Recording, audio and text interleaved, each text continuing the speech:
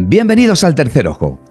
Hoy tenemos una invitada muy especial, Montse Maruni, nutricionista, dietista, coach nutricional y deportiva, experta en psiconutrición.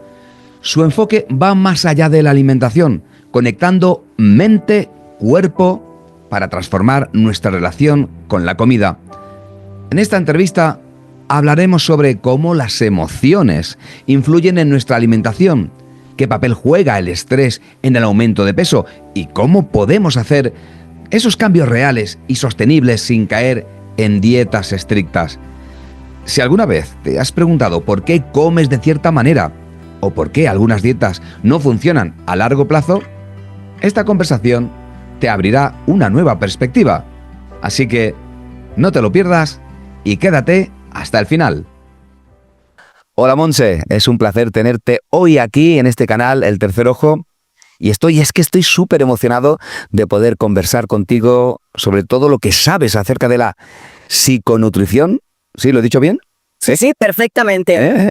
Y cómo las emociones influyen en nuestra alimentación y tantos otros temas que seguro, que estoy además seguro, ¿no?, que nos va a enriquecer mucho hoy en este programa. Bienvenida. Muchísimas gracias, es un placer estar aquí contigo. Madre mía, emociones, comida y emociones. La comida no solo es una necesidad biológica, sino también es un reflejo de nuestras emociones. A menudo comemos por ansiedad, tristeza o incluso por felicidad, sin ser plenamente consciente de ello. Montse, ¿cómo influyen realmente nuestras emociones en la manera en que nos alimentamos? ¿Hasta qué punto nuestras elecciones de comida están guiadas por nuestro estado emocional? Bueno, pues yo te diría que casi no me gustan los porcentajes absolutos, pero podría decirte que prácticamente un 99% de nuestras elecciones a la hora de comer, cenar, desayunar, están relacionadas con nuestras emociones, ya que cuanto mejor estamos, como yo siempre digo, ¿no?, cuanto más ordenados estamos a nivel mental y emocional, mejor comemos. Y cuanto más desordenadas están esas emociones o más boicoteadas están por situaciones personales, más complicado es llevar una alimentación equilibrada. Por tanto, es fundamental y básico que cualquier persona que quiera ya no alimentarse, sino nutrirse, porque nutrirse es diferente que alimentarse, ya que nutrirse, como tú muy bien dices, es la parte biológica, es la parte de darle a cada parte del cuerpo aquel alimento que necesita. Tener una lupa en las emociones es la primera parte y más importante para poder empezar una nutrición y una alimentación correcta. Es decir, que si yo, por ejemplo, estoy en un día con mucho estrés o estoy enfadado, puedo elegir un alimento u otro. Por supuesto, a pesar de que las personas tengamos claro cuál es aquello que queremos comer o cómo lo queremos comer, el hecho de cómo nos va el día o cómo son nuestras emociones puede hacer que cambiemos la manera, sobre todo en textura y en sabor, de lo que queremos elegir. ¿Por qué? Pues es fácil, porque las personas, por ejemplo, cuando masticamos, generamos una serie de hormonas que nos resultan o nos llevan a una relajación. Entonces, muchas veces de manera inconsciente, lo que buscamos son productos, ya no hablo de alimentos, sino productos que nos ofrece la gran industria para poder masticar y podernos dar ese placebo o ese mimo o ese desestrés a través de la comida, que es lo que biológicamente llevamos de nuestros ancestros y de toda la parte biológica. Sí, pero es diferente, ¿no? Si tú estás enfadado un día y yo estoy enfadado otro día, no elegimos lo mismo. No. No tiene nada que ver. Claro, porque depende mucho, es lo que te digo, depende mucho de cómo tú estás y cómo tú enfocas. Es decir, no es lo mismo aquella persona que está enfadada, pero a nivel mental está ordenada, por ejemplo, que hay aquella persona que tiene un enfado, pero después además a nivel mental y emocional está desordenada. ¿Me sigues? Sí, totalmente. Y por eso aprovecho aquí para decir que, aunque no les guste oírlo, la gran industria se aprovecha mucho de precisamente de esto, ¿no? Porque si vamos a analizar un poquito los productos más demandados a nivel de supermercado, son aquellos que más crujen, más nos hacen masticar fuerte y más placer a su vez nos generan. Y eso está perfectamente estudiado. Madre mía, cómo sabe la gente, ¿eh? La industria es que nos tiene... Y es que además, mira si nos lo dicen claro, fíjate el anuncio, y no voy a decir la marca, que decía, cuando haces pop, ya no hay stop. Wow, claro, es que todo es emocional. Totalmente. Los estudios son, increíblemente, algunas veces beneficiosos y otras no tanto, ¿no? Es como que nos tienen ahí como encerrados. Totalmente. Mira, yo estaba pensando una cosa. ¿Qué razón llevas en esto? Lo típico, cuando vas al cine, ¿qué te apetece? Palomitas. Claro. Palomitas o las chucherías, la chocolatina, pero sobre todo, estamos siempre relacionando cine, palomitas. De hecho, yo, en mi casa muchas veces, veo una película y digo, venga, palomitas al microondas, ¡pam! Sí. Es como que lo tenemos ya ahí integrado. Muy interesante. Y sí, y aquí también me gustaría añadir que también hay una parte emocional, cultural, y es que si te fijas, sobre todo a nosotros, nos han acostumbrado mucho a premiarnos con la comida, ¿no? Es decir, lo haces bien, te compro un helado. Manifestamos o celebramos, festejamos un aniversario, lo celebramos comiendo, lo celebramos con un pastel, lo que decimos, vamos al cine, nadie se le ocurre irse al cine con unos bastoncitos de zanahoria. ¿Por qué? Porque es una celebración y relacionamos celebración, bienestar, con algo que, como es azúcar o como es sal en exceso, más ese crujido, nos proporciona ese bienestar, lo cual está alimentando no a nuestro cuerpo, sino a nuestras emociones. Wow. Es impresionante lo que me estás contando. Claro, el tema de lo que tú estás diciendo. Ciertos alimentos con texturas también específicas, ¿no? Crujiente, cremoso, suave, denso, ¿no? Exacto. Si nosotros buscamos, depende de cómo estamos, buscamos una textura más, es decir, por ejemplo, te pongo ejemplos, ¿vale? Sí, genial. Por ejemplo, aquella persona que le apetece más un helado, un yogur, un chocolate que se deshace, busca más una emoción, como yo digo, ¿no? Del abrazo que no nos damos. Esa carencia de mamá, esa carencia de mimo, esa carencia de el autoconcepto, ¿no? El esperar a lo mejor que te digan qué guapo estás o qué guapa estás. Entonces, cuando esa dulzura. Exactamente, cuando buscamos esa textura, pero incluso en quesos. Es decir, cuando una persona busca un queso que es blandito, nuestra mente lo relaciona con eso, ¿no? Con el mimo, con el... Pues lo que yo siempre hago esa comparativa, ¿no? El abrazo que no me doy. En cambio, cuando buscamos unas texturas que son más crujientes, están más relacionadas con nuestra parte de la ansiedad, del estrés, de las subidas de cortisol. Por eso yo siempre a mis pacientes les digo, mira, cuando tú tengas un cortisol alto, que es muy frecuente, por desgracia, en nuestra sociedad, en tu nevera siempre tienen que haber bastoncillos de zanahoria. ¿Por qué? Porque es muy típico, por ejemplo, llegar a casa y mientras está haciendo la cena, el típico picoteo. ¿Por qué? Porque estamos quemando toda esa ansiedad que llevamos de todo el día. Entonces la mente no entiende si tú te estás comiendo un crunch, te estás comiendo unas patatas chips, unos frutos secos o unas barritas de zanahoria. Él entiende que esto cruje y que el crujir le supone a él una relajación. Entonces, si tú estás ordenado a nivel mental y tú tienes esa predisposición de decir, no, cuando yo llegue a casa, como sé que estoy estresado o estresada, voy a coger esos bastoncillos para desestresarme. Lo que pasa es que muchas veces nos dejamos llevar por esa dejadez o esa sensación de decir, me lo merezco, es viernes y celebro que es viernes, bueno, por un día no pasa nada, pero luego esto genera un bucle. Sí. Oye, a veces comemos sin realmente tener hambre, bueno, que nos pasa muchísimo, y otras veces ignoramos las señales de nuestro cuerpo. Totalmente. ¿Cómo podemos diferenciar el hambre física del hambre emocional? ¿Qué herramientas podemos usar para gestionar mejor este impulso, ¿no?, de comer sin necesidad real? Bueno, mira, yo te diría que lo que siempre recomiendo, en primer lugar, es beberse un vaso de agua. Eso es lo primero, porque el agua o la hidratación también es un tipo de hambre que ahora se ha incorporado en los tipos de hambre, porque hambre emocional de siempre se ha dicho que hay 7 tipos, aunque ahora se van descubriendo y se van integrando otros tipos de hambre. Pero yo siempre digo, mira, cuando tengas la sensación de tengo hambre, lo primero es, me bebo un vaso de agua y me conecto, es decir, pienso cómo me siento. Tengo un hambre celular, es decir, llevo muchas horas sin comer y eso me supone que mi estómago ruge porque está vacío. Tengo un hambre porque he hecho mucho deporte y a pesar de que he comido, necesito llenar mi cuerpo de más energía.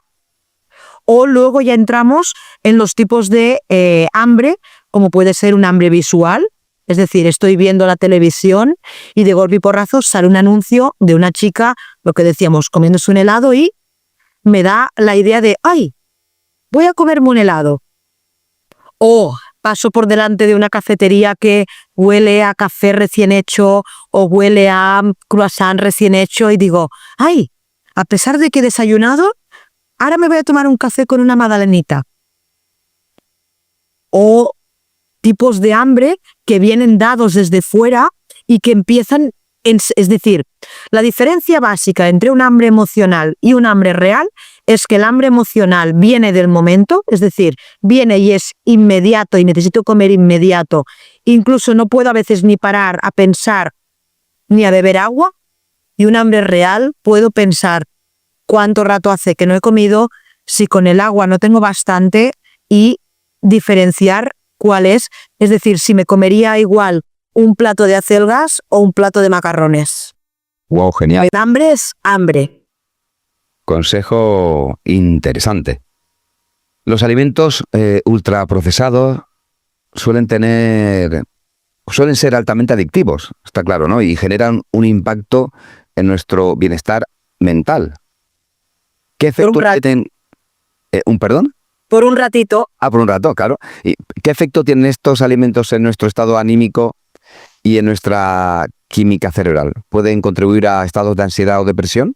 Sí, además es como la pescadilla que se muerde la cola, porque estos alimentos, a pesar de que, aparte de que llevan productos que nos generan una adicción, como son todos aquellos que empiezan por una E y un 600, es decir, si nosotros cogemos una etiqueta de un, imagínate, no sé, de un jamón, ¿ok?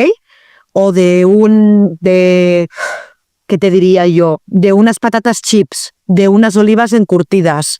Y cuando yo miro su etiquetaje, veo que aparece alguna E con un 600, ahí ya tengo claro que hay productos que van a hacer que a mí mañana o más tarde me vuelva a aparecer esas ganas de volver a comerlo. ¿Por qué? Porque ahí hay una adicción que trabaja a nivel cerebral. ¿Ok?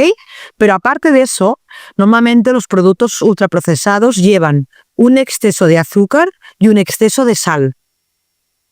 Entonces, esto, sobre todo los de azúcar, nuestro cuerpo funciona a través de picos de azúcar. Yo siempre digo que el cuerpo trabaja como si fuera como un cohete, ¿sí? Cuando nosotros comemos un producto ultraprocesado, el cual lleva muchísimo azúcar, este azúcar llega a nuestro hígado y a nuestro páncreas, y al recibir este azúcar, segrega un líquido, para explicarlo así a grandes rasgos, llamado insulina. Esta insulina hace de cohete, ¿sí? Y es lo que nos da ese subidón de bienestar.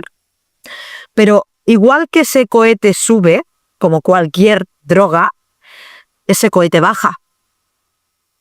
Entonces, cuando está en subida, ese azúcar, esa insulina, genera un placer, genera un bienestar. Pero cuando esa insulina ha llegado a su punto más álgido y empieza a bajar, es cuando la persona entra en un bucle y necesita una de dos: o volver a comer, o entra en un bucle de ¿por qué me lo he comido? Mira, no me lo tendría que haber comido, ya te has pasado, ahora ya no cenes, vete a correr. todos esos bucles que depende de la mente de cada persona o cómo esté a nivel emocional, puede darle por empezar a comer de manera compulsiva hasta encontrarse mal o entrar en la otra faceta y decir, pues eso, voy a practicar deporte de manera excesiva para quemar esto que he comido, no como hasta mañana, voy a utilizar lavativas y toda esa movida. Sí, nos polarizamos, hacemos una cosa u otra. O volvemos a comer o sentimos mal con nosotros mismos Exacto. y dejamos de comer durante a lo mejor toda la tarde, ¿no? ¿Qué opinas sobre el tema del ayuno intermitente? Bueno, pues yo es una de las cosas que estoy de acuerdo y que practico, pero también debo decir que el ayuno intermitente es una cosa que hay que coger un poquito en pinzas y que tiene que estar muy controlado, ¿vale? ¿Por qué? Porque al final hay mucha información, pero no toda la información es verídica y no toda la información sirve para todo el mundo. Entonces, no todos los cuerpos están preparados para hacer un ayuno intermitente o para hacer un ayuno intermitente de manera correcta o para hacer un ayuno intermitente sin tener carencias. Y entro un poquito en detalle. Yo sobre todo en consulta, aquí en clínica, que es donde veo más casos, por ejemplo, una persona que tiene poca musculatura, que tiene poca capacidad muscular, no le favorece hacer un ayuno intermitente si no está correctamente ejecutado. Porque lo que puede pasar es que igual que haga una isofagia y se coma su grasa, también puede catabolizar su músculo. Y eso puede hacer que genere más pérdida de músculo. O por ejemplo, una persona que sufra una litiasis renal, es decir, que tenga piedras en el riñón, está completamente desaconsejado un ayuno intermitente. Y hay una población muy elevada que tiene litiasis renal y no lo sabe. Entonces, ¿yo soy pro ayuno intermitente? Sí, pero controlado y bien hecho. Fíjate, aquí también nos hemos pasado a otro extremo. Yo siempre estaba acostumbrado a escuchar de los expertos. 5 Lo mejor es 5 comidas al día. Y ahora, ayuno intermitente. ¿Qué opinas tú de esta polaridad de las 5 comidas, por ejemplo? Pues te digo lo mismo que te comentaba.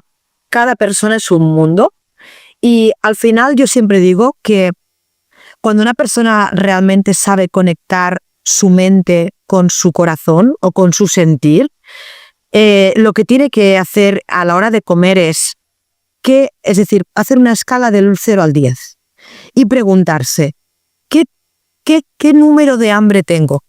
¿Tengo un hambre número 8? Es hora de comer.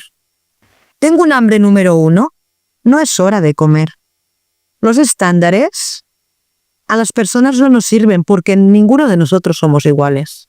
Entonces, ni se nos puede poner la etiqueta de las 5 comidas son perfectas, ni una comida es perfecta, ni el ayuno es perfecto. Cada persona tiene que aprender con el tiempo a saber conectarse, a saber escucharse y a saber en qué momento necesita o no necesita comer. La fruta, ¿sola o después de comer? Yo soy partidaria de comer la fruta fuera de las comidas, por un tema de fructosa, es decir, ¿cómo te diría? La fruta, yo soy partidaria de hacerla fuera de las comidas y si puede ser mezclada con otros alimentos. ¿Por qué? Porque la fruta, lo mismo que te hablaba antes, lleva mucho azúcar, no todas, porque no quiero ponerlas todas en el mismo saco, pero hay algunas que tienen mucho azúcar, entonces, según en el momento que se coman, pueden dar ese pico glucémico y pueden crear una adicción. Aquí hay mucha gente que me dice, es que yo no puedo comerme una mandarina sola, me tengo que comer 3. Eso es una respuesta a nivel de hígado y de páncreas de pico de azúcar. Entonces, si por ejemplo esas mandarinas se mezclan con un poquito de yogur, o se mezclan con unos frutos secos, o se mezclan con una oncita de chocolate, como me estamos mezclando diferentes tipos de texturas en las cuales hay fibra, hay un poco de grasa, cuando entran en sangre no entran con la misma velocidad que cuando entran solas comidas propiamente como el que se come una manzana. Wow, interesante. Fíjate. Muchas personas Dicen que no le gustan ciertos alimentos saludables porque están acostumbradas a sabores más intensos y artificiales. Sí. Monse, ¿cómo podemos reeducar nuestro paladar para disfrutar de alimentos más naturales, saludables? ¿Cuánto tiempo tarda también este proceso? Bueno, yo creo que es un proceso que hay que ir haciéndolo poco a poco. Si nosotros nos vamos a nuestra infancia, realmente cuando somos bebés o somos pequeños, lo que conocemos son los alimentos puramente, pues eso, de las frutas, las verduras, la carne, el pescado y los huevos. El problema es que cuando empezamos a ser un poquito más mayores, nos empiezan a dar cositas que la industria nos va diciendo que son como premios. Entonces yo creo que al final, cuando un adulto quiere empezar este proceso, lo primero de todo es ser amable con uno mismo, que es lo que yo les digo siempre aquí, escucharse a uno mismo, entender el proceso en el que está y ir introduciendo cambios poco a poco. Es decir, ni un blanco ni un negro. Yo siempre soy de escala de grises. Con ello quiero decir que una persona, por ejemplo, que está acostumbrada a comerse 5 cucharadas de azúcar, que las hay, no le puedes decir, mira, mañana tu infusión te la tomas sin azúcar, porque no va a poder engancharse a una reeducación. La reeducación tiene que ir haciéndose poquito a poco. Y una primera semana decirle, mira, prueba con 3 cucharadas y una de canela, por ejemplo. O cuando hagas el pastel, cuando te hagas un bizcochito, prueba a edulcorarlo con plátano. O cuando vayas al supermercado, en vez de comprarte los yogures con sabor, intenta comprar un yogur natural y trocear unas fresas. Y poquito a poco, el paladar, al final, va olvidando. Yo te puedo decir, y te lo hablo como experiencia propia, y soy persona que también ha consumido muchos productos de la gran industria, que si me preguntaras qué sabor tienen algunos de ellos, ya no los recuerdo. ¿Por qué? Porque no los consumo. Y al tiempo de no consumirlos, la mente también los olvida. Entonces, a la inversa, es exactamente lo mismo. Hay que ir poniéndole poco a poco, hay que ir jugando con las especies, pues hoy pongo un poco de pimienta o un poco de hierbas, para también, pues palatalmente, darle ese sabor e ir introduciéndolo poquito a poco. Claro. Es igual que cuando queremos perder peso, es poquito a poco. Porque ahí entra la otra pregunta. Bueno, tenemos un montón de super dietas estrellas que te dicen, adelgace usted en un mes 6 kilos. Eso, fatal, ¿verdad?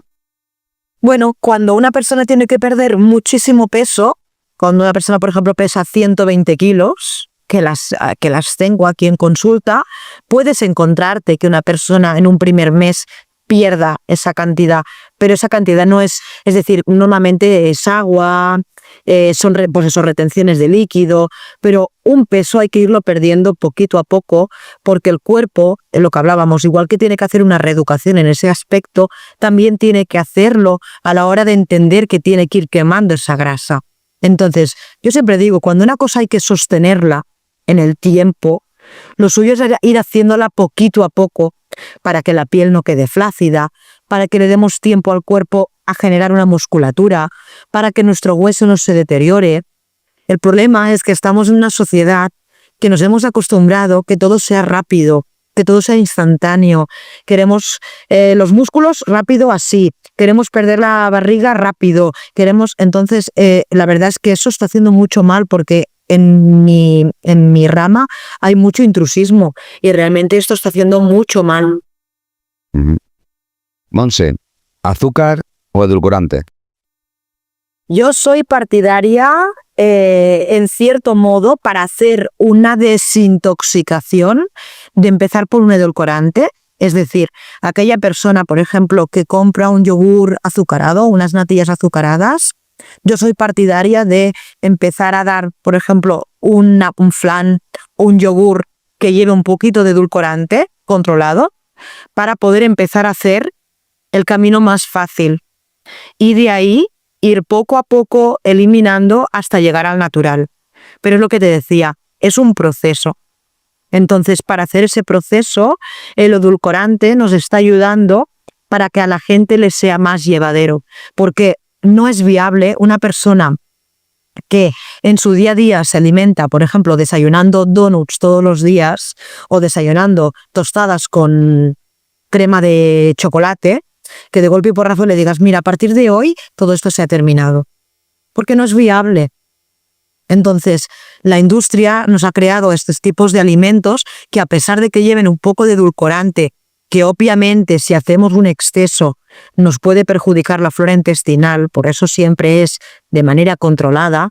Desde el momento que tú a esa persona que está acostumbrada a comerse esos donuts o esas tostadas con crema de chocolate, le dices, mira, podemos comer unas tostadas, por ejemplo, con un poco de hummus o con un poquito de jamón, pero puedes comerte este yogurcito de chocolate, que son 100 gramos, pero te van a quitar ese punto que tú ahora necesitas. Tú a esa persona le alegras la vida porque le estás haciendo el camino mucho más fácil.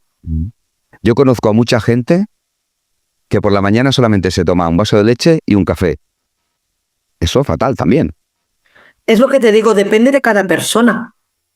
Si ellos después, a lo largo de su día, consiguen equilibrar. Yo siempre digo, mira, esto es como una hucha. Si tú gastas 1.000, hablamos en euros, ¿vale? Para que nos entendamos. Si tú al final del día gastas 1.000 euros, pero tú consigues ingresar 1.000 euros y tú funcionas correctamente bien, no hay problema. Hay gente que se levanta por la mañana y no tiene hambre. Y en cambio, a lo mejor por la noche, por su desgaste a lo largo del día, tienen más hambre. El problema es cuando gastamos 1.500 y ingresamos 500, que es cuando luego nos adelgazamos mucho, o cuando gastamos 1.000 e ingresamos 2.000 a pesar de no haber desayunado. Entonces, siempre hay que mirar de buscar esa compensación para poder encontrarnos bien. Otra cosa que es que nos tomemos un café con leche y la persona te diga, voy muy cansada. Entonces, cuando tenemos que mirar y decir, hey, entonces aquí te falta gasolina para tu cuerpo. Monse, ¿cuál es la hora tope, por así decirlo, para cenar? Que a partir de ahí, digamos, ya es perjudicial. A ver, eso también depende mucho a la hora que uno se acueste. Yo soy muy partidaria, y es más, cuando hablábamos de los ayunos, yo soy muy partidaria, por ejemplo, de cenar prontito y en cambio desayunar. Es decir, a mí me encanta cenar a las 6:30, si puedo, que obviamente cuando trabajo en consulta y hago de tardes no puedo, pero para mí cenar a las 6:30, 7 de la tarde es mi ideal. ¿Por qué? Porque cuando me quiero ir a la cama, que también reconozco que me voy a dormir relativamente pronto, yo ya he hecho la digestión. Entonces la persona al final lo que tiene que intentar es que la comida por la noche sea más liviana. Por eso normalmente siempre se recomiendan pues más cremas, más pescado, más tortilla, comida que al final a nivel intestinal en poquito rato se hace la digestión. Y por otro lado, que cuando uno vaya a descansar, esa digestión ya se haya hecho. Entonces, claro, yo puedo entender cuando una persona me dice, Mons, es que yo termino mi turno a las 10 de la noche. Claro, a esa persona no le puedes decir que haga su cena a las 6 porque te va a decir, es imposible.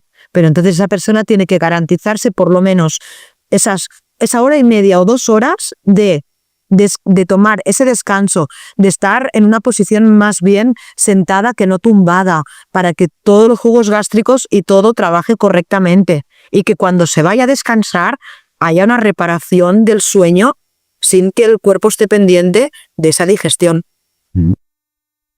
Y si comemos a mediodía y tenemos tiempo, que ya hemos terminado de trabajar, y decidimos de ir a andar, ¿sí es beneficioso? Para mí es perfecto, porque al final activas el metabolismo, es decir, todo el mundo deberíamos tener la gran suerte de poder comer y después activar el metabolismo durante un ratito. Es más, ha habido estudios de hace un tiempo atrás que se demostraba que la persona que comía y después reposaba mucho rato podía tener problemas a nivel cardiovascular. Entonces, claro, que ya no hablo de ir a andar, y a veces hay gente que le digo, mira, simplemente que te quedes en la cocina ordenando un poquito pues lo que es la cocina, que te quedes en casa gestionando pero que pase media hora, 3/4, que esa digestión se ponga en marcha, porque no somos conscientes de todo lo que el cuerpo llega a trabajar a nivel intestinal. Y de una parte tan importante que la gente no cree, que es que en el estómago es donde segregamos la serotonina, que al final es un neurotransmisor que es nuestra hormona de la felicidad. Entonces, si esa primera parte no se hace correctamente, también después podemos estar mal. Estamos de mal humor. Ahí entran otra vez las emociones, siempre las emociones. Me encanta la charla que tengo contigo. Vamos a entrar en otro tema muy importante que la gente seguramente le va a encantar. El pan. ¿Qué hacemos ahora con el pan? Pan blanco, el pan integral, algún pan diferente que tú nos puedas aconsejar. Bueno, pues esa es una de las cosas que me encanta que me preguntes, porque no sé por qué a lo largo de los años hay productos que quedan como endemoniados y sí que quiero aquí explicar un poquito, ¿sí? Igual que otros muchos productos, de panes hay de muchos tipos. Entonces, lo primero que hay que mirar cuando compramos un pan es cuáles son sus ingredientes principales. ¿Sí? ¿Por qué? Porque hay muchos panes que llevan de todo menos lo que tienen que llevar. En cambio, hay otros panes que llevan pues puramente su harina, su masa madre, su aceite de oliva y su agua. Basta, no llevan más. Entonces, primera parte, muy importante, siempre que sea integral. Por lo mismo que te hablaba antes, por el tema de los picos glucémicos, porque un pan blanco, igual que cualquier harina blanca, cualquier pasta y demás, vuelve a engañar a nuestro hígado. Esto hace que genere más insulina en el cuerpo y hace de cohete. Entonces, un pan integral no nos genera tanto ese pico de azúcar, porque al conservar más el cereal puro, cuando entra en nuestra sangre, entra de una manera más lenta, ¿sí? Entonces, tipos de panes hay diferentes o se pueden clasificar de manera diferente según el objetivo de la persona. Si lo que queremos es mantener nuestro peso, tenemos que buscar un cereal integral que no sea muy alto, es decir, que no nos haga un chute tan fuerte a nivel de insulina, como podría ser, por ejemplo, un centeno, una espelta, un camut, una avena sin gluten, un tipo de cereal así. No hablo de las mezclas que hacen hoy en día de mitad harina blanca y mitad... Hablo de panes 100% integrales, es decir, 100% espelta, 100% camut, 100%... ¿Vale? Después podemos hablar de los panes para atletas, para niños o incluso para aquellas personas que necesiten coger peso. Porque yo me he centrado mucho en aquellas personas que quizá quieren perder peso, pero hay personas que no ganan peso y también necesitan nutrientes para poder ganar peso. Entonces, estos cereales, por ejemplo, son el trigo sarraceno. Otro, por ejemplo, sería el maíz. Lo que pasa que siempre intentando que sea de procedencia de aquí, española, porque hay mucho que viene de otros países y hay que vigilar qué tipo de maíz estamos consumiendo. Y el pan de arroz, ¿vale? De arroz integral. Y después hay otros tipos de panes que están pensados para aquellas personas que quieren o mantener el peso o bajarlo, que son, por ejemplo, pues el pan de centeno, el pan de linaza, ahora muy demandado, y el pan proteico, que es uno de los que yo más recomiendo ahora en consulta, que es un tipo de pan que es muy rico en fibra y lo que lleva además son tipos de linazas que hacen que este pico de azúcar no lo genere nuestro cuerpo. Entonces, como no hay pico de azúcar, es decir, el pico de azúcar, si tú lo gastas, es decir, si tú haces un pico de azúcar y tú te vas a correr, ese pico de azúcar tú lo gastas en movimiento. Pero si tú te comes una tostada de pan blanco, por ejemplo, por la noche, y tú ese pico de azúcar no lo gastas, tú lo almacenas en forma de grasa. Entonces, la ventaja de estos tipos de panes es que como no hay pico de azúcar, tú puedes consumirlo a cualquier hora del día, que no hay un depósito de grasa de manera excesiva. Wow. Y que yo tampoco soy partidaria de consumir pan, aquello como hay gente que pan para comer, pan para cenar, pan para merendar. No, es una aportación nutricional para ponerla de vez en cuando, tampoco para todos los días y en unas cantidades moderadas. Pero si te quitas el pan tampoco pasa nada. Por supuesto que no. Ujú. Por supuesto que no, porque los nutrientes que puede llevar el pan, hay miles de alimentos que los llevan. Si tú comes en tu alimentación quinoa, o comes legumbres, o comes X alimentos, llevan las mismas propiedades que puede llevar una rebanada de pan. Vale. Mira, Monse, he estado en tu consulta, ¿vale? Hace ya 2 meses. Y Sí. me has enseñado a comer súper bien.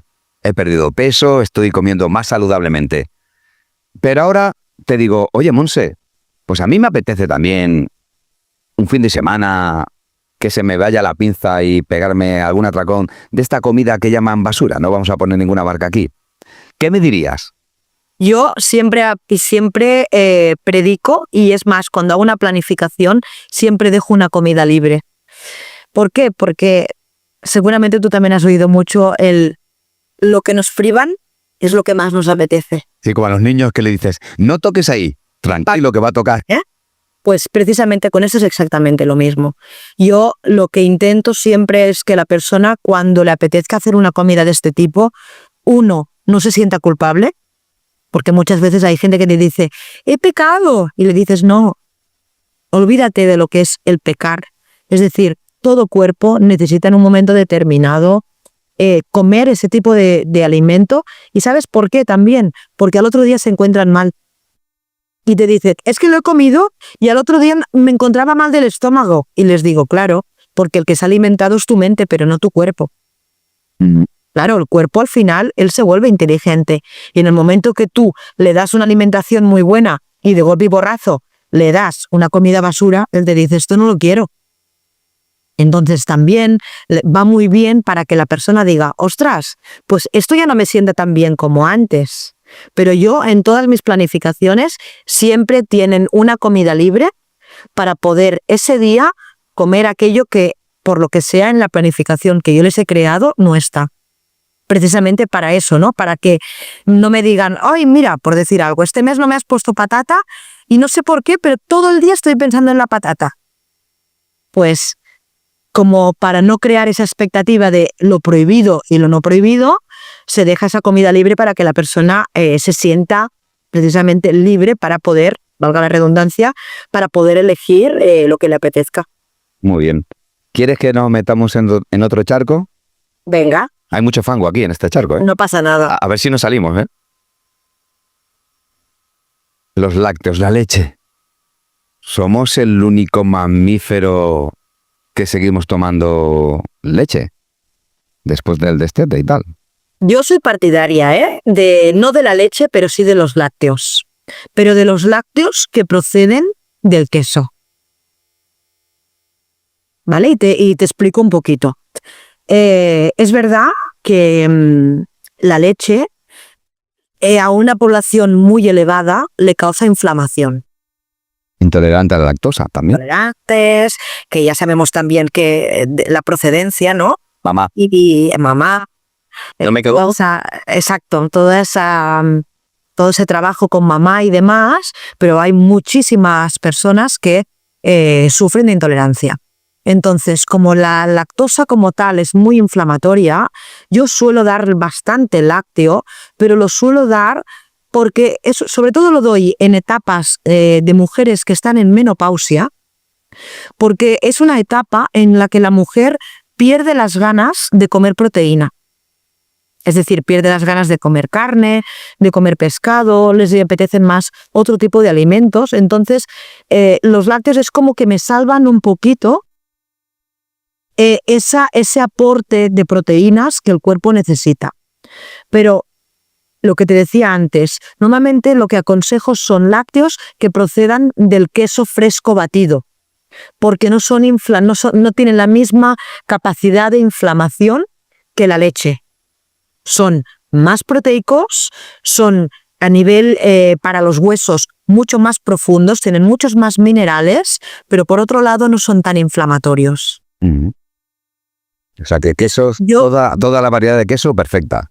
Exacto. Lo que pasa que, claro, es lo mismo que hablábamos antes. Depende del tipo de queso, lleva mucha grasa saturada y Si tenemos que cuidar la salud por un tema de grasa visceral, por un tema de peso, por un tema de hipertensión, obviamente tenemos que ir más a este tipo de lácteos porque son desnatados y no tienen la grasa pues que puede tener un queso manchego, que puede tener un queso semigraso y demás. Alimentos típicos, ¿no? El queso y el jamón. Pero claro, el jamón tiene mucha sal. ¿Y el queso mucha grasa? Ahí. Pero yo prefiero un plato de eso antes que un plato de patatas fritas, por ejemplo, ¿eh?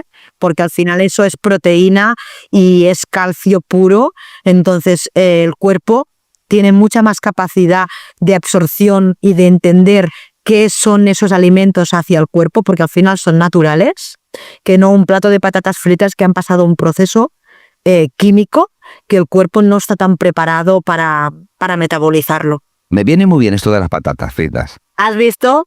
Porque te voy a decir... Bueno, te voy a decir, no, te voy a preguntar una cosa. También la forma de cocinar. Tú sabes que ahora están muy de moda estas freidoras, las freidoras de aire, Sí. ¿verdad? Sí. Que están en casi todos los hogares ya. ¿Qué pasa Sí. si cogemos esas patatas fritas, pero ya no son tan fritas, porque en la freidora de aire se le echa muy poquito aceite O nada. o nada? Ahí ya cambia todo, ¿verdad? Sí, por supuesto. Y además, ¿sabes qué pasa? Que no solamente en frito, es decir, la patata no es lo mismo hervida que hecha al vapor, que cocinada en una freidora de aire, es decir, cada proceso químico tiene un tipo de caloría y un tipo de almidón diferente. Entonces, obviamente, es mucho más saludable una patata cocinada al horno o cocinada en freidora de aire, que yo considero que es uno de los grandes inventos que han entrado en los hogares, que obviamente una patata hecha con lo típico de cuando yo era pequeña, ¿no? Aquellas freidoras que se metían en aquel aceite que quedaban cubiertas hasta arriba, obviamente es mucho más saludable. Y aquí, si me permites, también querría explicar que cuando hablamos de un carbohidrato, como por ejemplo es la patata, cuando este tipo de carbohidrato, por ejemplo, pasa por la refrigeración, es decir, tú imagínate que tú has preparado pues un arroz, ¿vale? Y ese arroz, una vez cocinado que lo has calentado para cocinarlo, lo pasas por la nevera mínimo 8 horas, el tipo de almidón que tiene se convierte en almidón resistente, lo cual quiere decir que va a alimentar mucho más nuestra macrobiota, y por otro lado, el pico de azúcar que produce es menor. Entonces, todos los hogares deberíamos acostumbrarnos a que cualquier hidrato de carbono, patata, pasta, legumbre, arroces, pan, todo debería pasar por la refrigeración y el post calentado otra vez. Perfecto. Oye, Monse, si quieres vamos ya concluyendo este encuentro, pero antes de despedirte, ¿qué mensaje le darías a quienes quieren mejorar su relación con la comida, pero no saben por dónde empezar? Pues mira, aunque parezca un poco extraño, yo lo primero que les diría es que intenten ordenarse mentalmente, que la primera parte para empezar una nutrición correcta, como yo siempre digo, es mente ordenada, cuerpo ordenado. Entonces yo creo que la primera y más importante es la voluntad de querer, si no más de estar ordenado, de querer estarlo. Es decir, hay mucha gente que cuando viene a verme me dice, vengo a que me ordenes. Pero no que le dé órdenes, sino que al que le ponga un orden en su vida. Entonces yo creo que la parte primordial para poder empezar a nutrirnos de manera correcta es empezar a ordenarnos, es decir, empezar por unos hábitos, a tener unos hábitos, empezar a tener una constancia, a tener una previsión en la nevera, a intentar o tener la voluntad de el NEAT que yo digo, ¿no? Es en vez de subir por el ascensor, sube por la escalera. En vez de ir a buscar el pan con el coche, ve a pie. Todas esas pequeñas cosas son pequeñas ordenaciones mentales que te pueden ayudar a empezar a nutrirte de manera correcta. Bueno, pues genial. Si tienes algo que decir, porque vamos a concluir esto, y si no, pues ya. Nada, agradecerte esta entrevista, que me ha encantado, que me han encantado las preguntas que me has hecho, que me he sentido súper cómoda y que es un placer haber compartido este espacio contigo. Pues lo mismo digo, Monse, ha sido un verdadero placer tenerte aquí hoy en El Tercer Ojo. Gracias por compartir estos conocimientos y tus experiencias con nosotros. Y bueno, hoy estoy seguro de que todos los que nos han acompañado, bueno, pues se llevan una valiosa lección sobre conexión entre mente y alimentación. Así que espero poder contar nuevamente en el futuro contigo. Un abrazo y hasta la próxima. Muchas gracias, igualmente. Si te ha gustado este vídeo, dale a like, suscríbete al canal y, muy importante, dale a la campanita para que YouTube te avise de la subida de nuevos vídeos.